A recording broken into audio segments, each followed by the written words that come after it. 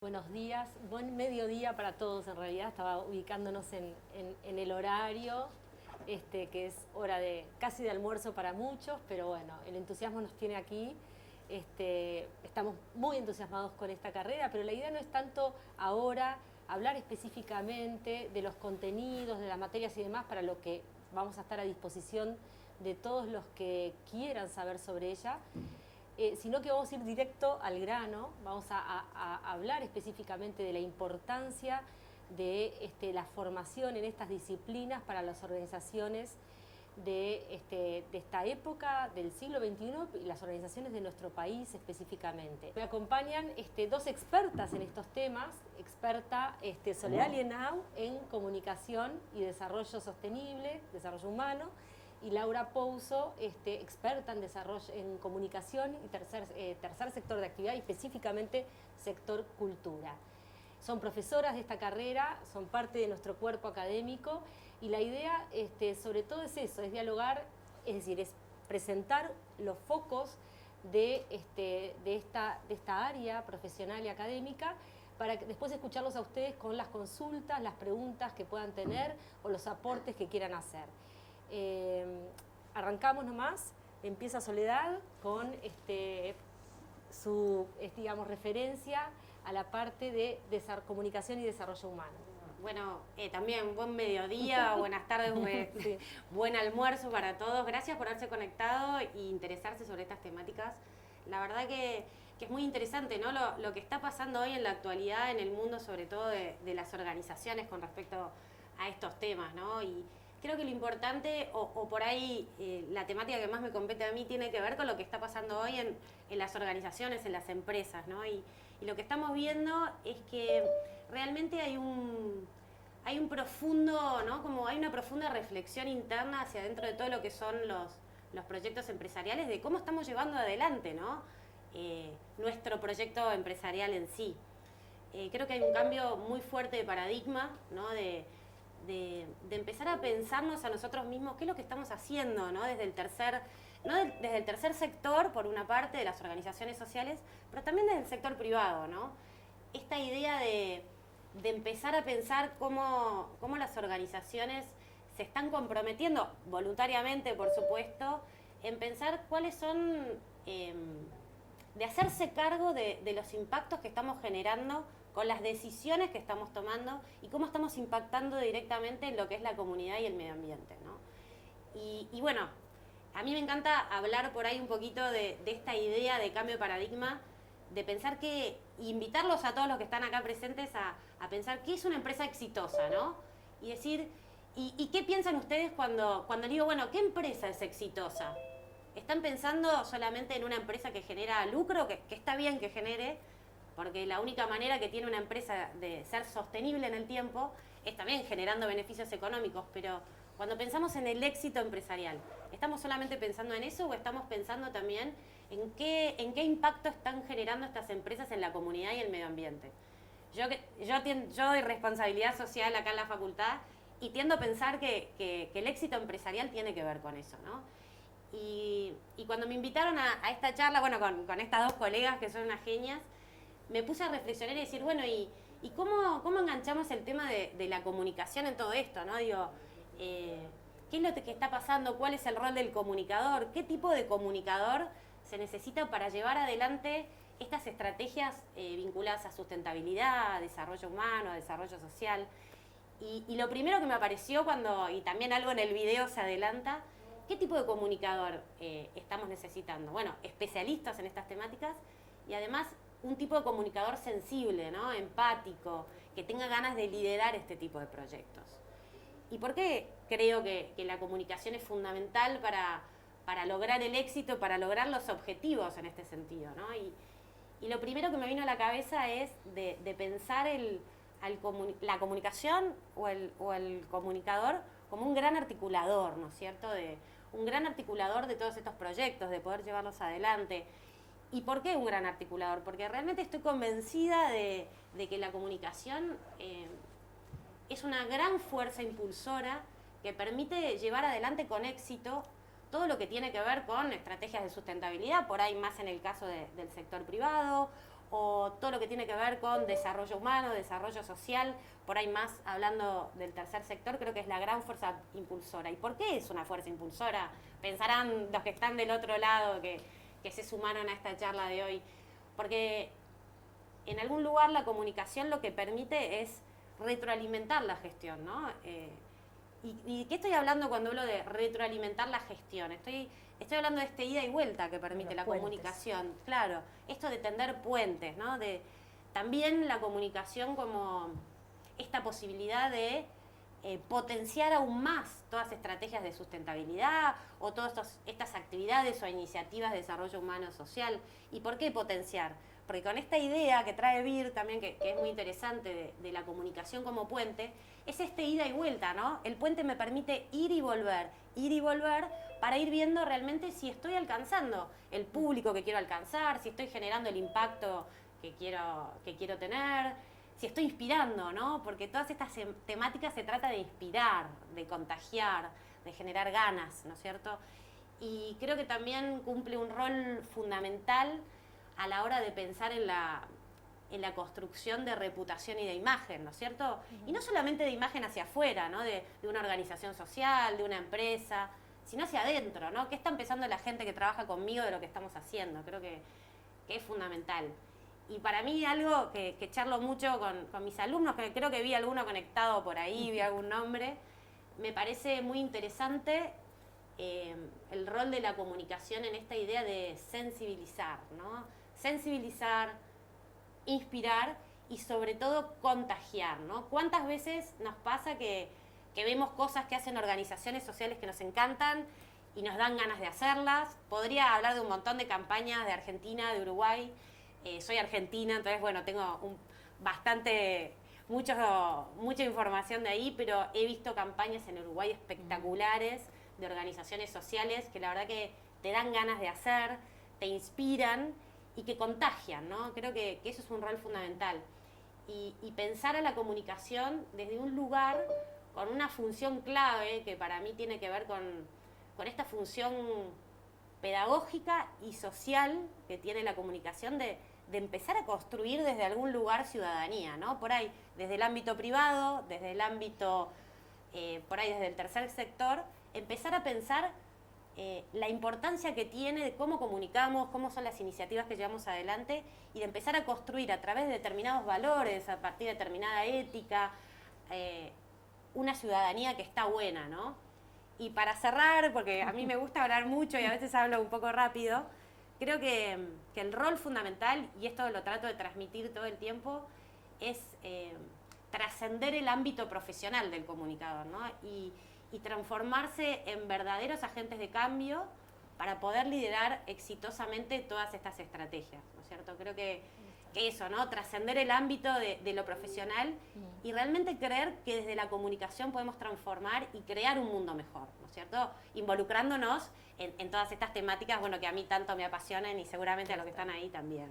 Interesante de escucharte, Soles, también cómo de alguna manera queda claro que esto no atañe solamente a las organizaciones propiamente del tercer sector de actividad, a las fundaciones y a las ONG, sino que atañe a las organizaciones en el sentido más amplio y de las naturalezas más variadas. Es decir, todo esto que explicaba Soledad, que tiene que ver con, bueno, cuál es la especificidad del comunicador que se dedica a desarrollo social, que se dedica a desarrollo humano, a sostenibilidad, a economías circulares, ¿no? Sistemas B, todas esas derivaciones que son parte de ese universo.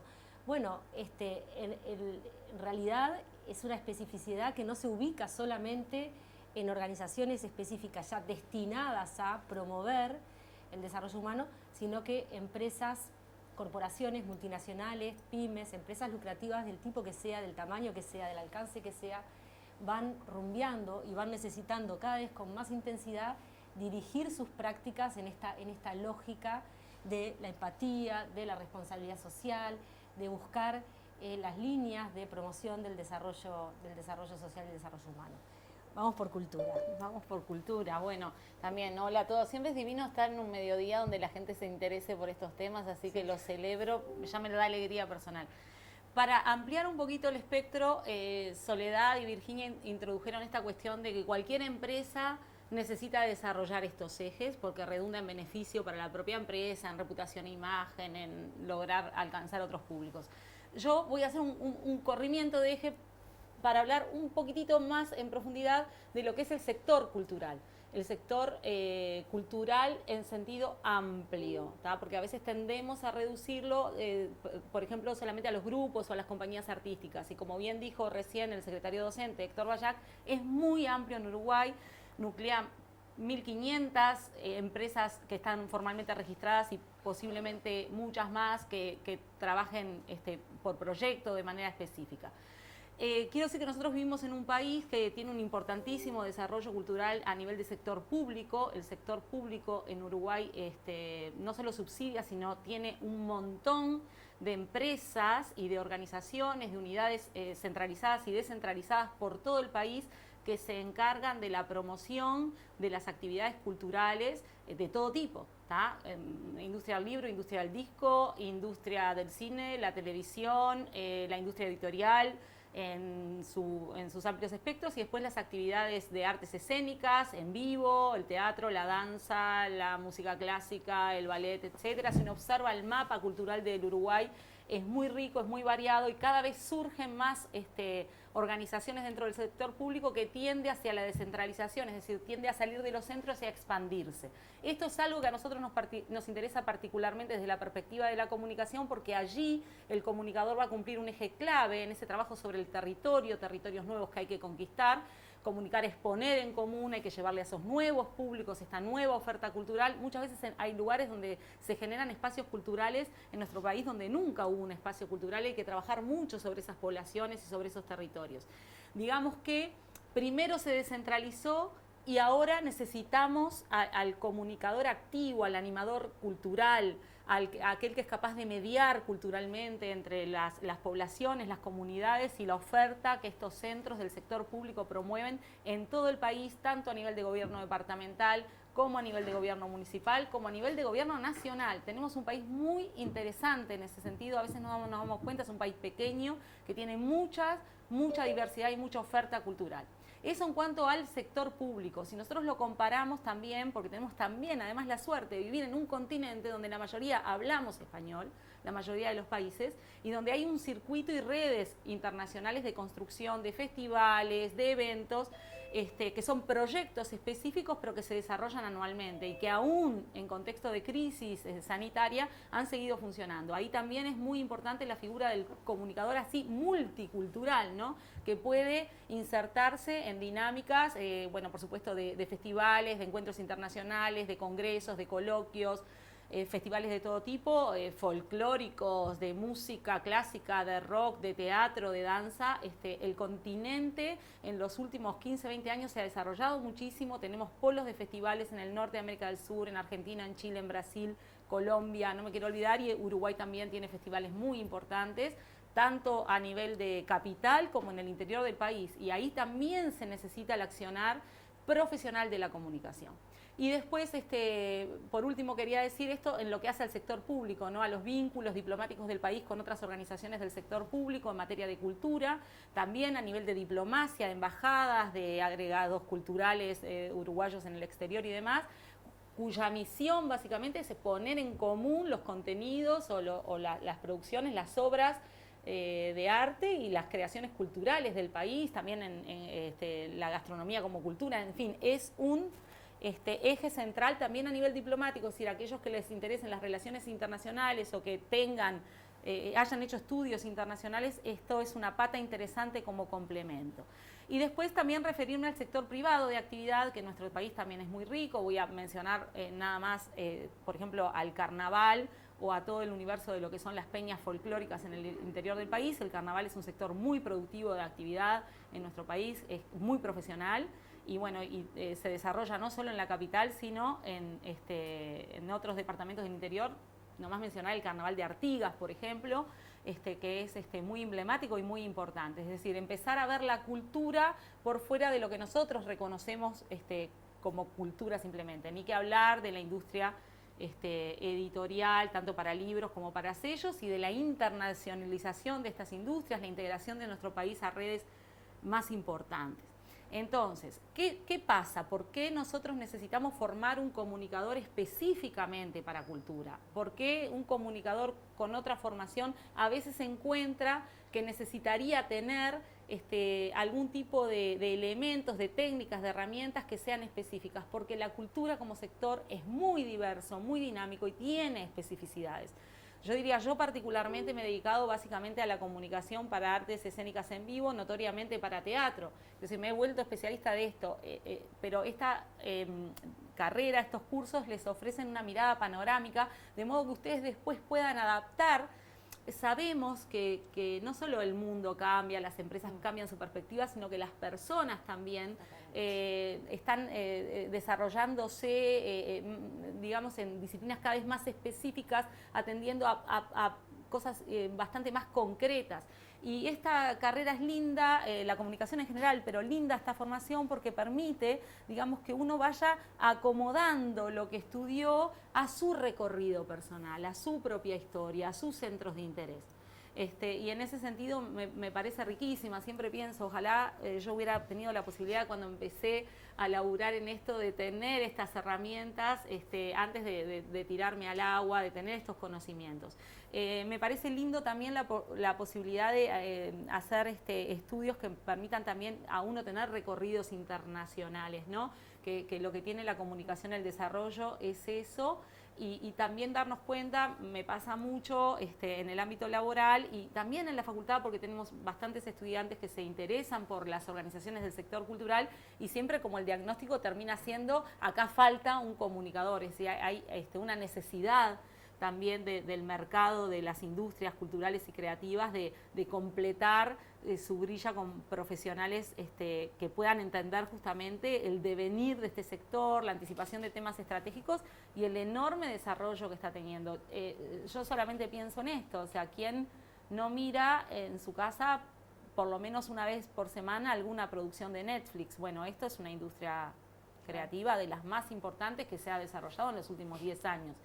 Y tiene una gestión estratégica de su comunicación que es muy fuerte. Da para pensar que no hay un solo comunicador cultural allí, sino que hay un equipo muy extenso. Laura, sí, a ver, Sole insistió muchísimo en la definición del comunicador en las organizaciones vinculadas a desarrollo humano, desarrollo sostenible, como un gran articulador. Creo que esta definición, y la trabajamos mucho, ¿no?, a nivel de las materias de las carreras, aplica y está muy bien. Pero en el sector cultura podríamos agregar además lo de la mediación, ¿no? Sí. Es un mediador. Es un mediador y un animador, porque Soledad recién hablaba de la noción de sensibilizar, inspirar, contagiar, etcétera. Pero acá es que nosotros tenemos que mediar muchas veces.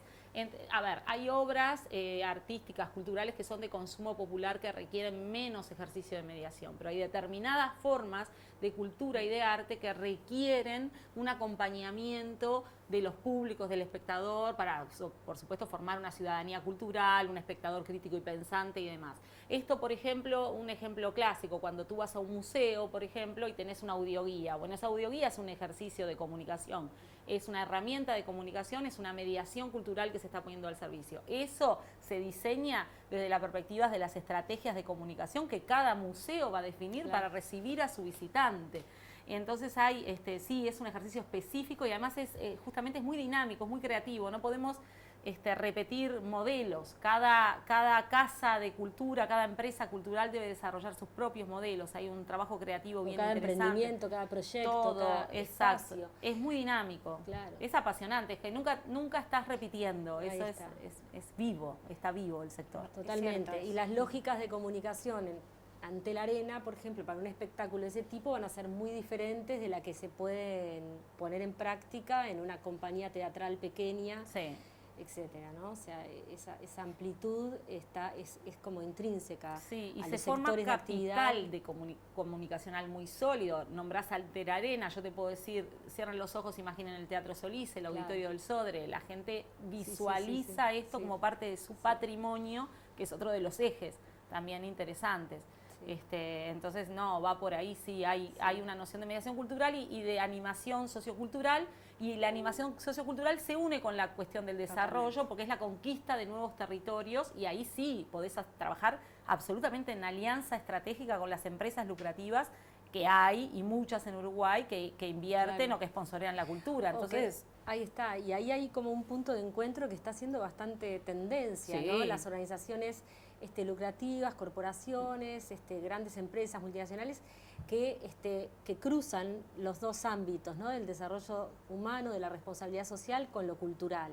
Es que parte de lo cultural también tiene que ver con desarrollo sostenible, ¿no? Tiene que ver con, y si uno se pusiera un poco más profundo y fuera, no sé, Agenda de Naciones Unidas 2030 y podría ver cada uno de los objetivos de desarrollo sostenible, podría ver tranquilamente cómo se interrelacionan estos dos mundos, que en realidad son dos mundos que están un poco, uno cree que están un poco separados, pero en realidad para mí están completamente cultura unidos. es desarrollo. Sí, Es totalmente. Exactamente. Y para un ejemplo daba el otro día con unos alumnos de tesis justamente de proyectos finales, el Louis Vuitton, la empresa tan conocida de lujo, de la industria del lujo, de marroquinería, tiene una fundación que es un museo que está ubicado en las afueras de París, en un lugar, en un espléndido bosque, que es un museo de artes contemporáneas, es decir, de apoyo a artistas contemporáneos emergentes. No, ahí no vas a ver nunca ni siquiera el logo de la fundación, se llama Fundación Louis Vuitton simplemente, pero es que sí, ya hay empresas lucrativas que están invirtiendo en desarrollar sus propios espacios culturales, y eso es una tendencia